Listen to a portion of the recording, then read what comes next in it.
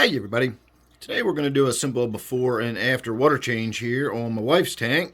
This is a tank I keep set up for my wife to enjoy here in her office. And you can see the glass is kind of grungy there in the front, the water level is getting low. I usually just top this tank off when I notice that it's getting a little bit lower. This is one of those tanks that's sort of out of sight, out of mind. I don't come in this room very often. But I happened to notice today when the door was open, I could hear the water splashing.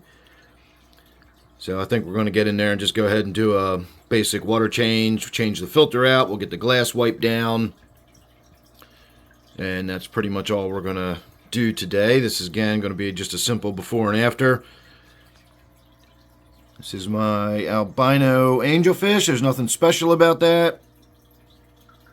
When I got it as a little tiny baby, it had a little tiny hole in its dorsal fin, and that hole is still there. I find that kind of interesting. And it's been in this tank for, I don't know, well over a year now. So I'm hoping that this angelfish is not going to get too much bigger. And as such, it will be able to spend the rest of its life here in this 20-gallon tank. A 20-gallon tank is kind of borderline for angelfish. If you've got a small angelfish, you can probably get away with a 20-gallon tank. Most angelfish, however, are going to outgrow a 20-gallon tank eventually, and I understood that when I put this in here, that someday it might have to find another tank. That won't be an issue. I have a lot of tanks down in my fish room, but it's looking like this fish might actually not outgrow this tank after all, so we'll have to wait and see. It's been long enough now that I just don't really think too much about it anymore. It just seems like it's going to be able to spend its life here. So there was your look at the before. And there's your after. So it cleaned up pretty nice as usual. And now that we can actually see in the tank a little better, we can go over what's in there stocking wise. Obviously we know we've got the albino angelfish. You can see some guppies swimming around towards the top there, the bright orange ones. I really like those guppies a lot. We've got a bunch of black skirt tetras.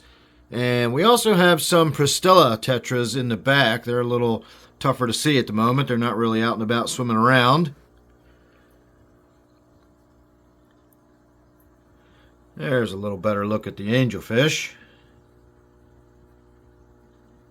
Not usually a huge fan of the albinos, but this is a particularly good looking fish, and so I do enjoy it in there.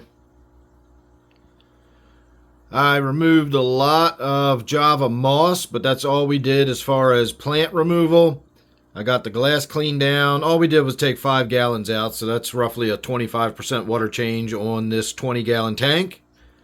I swapped out the filter material, and the one thing I did that I did not plan to do was I lifted up the hood and I cleaned the glass underneath where the lights are. These lights aren't really particularly bright to begin with.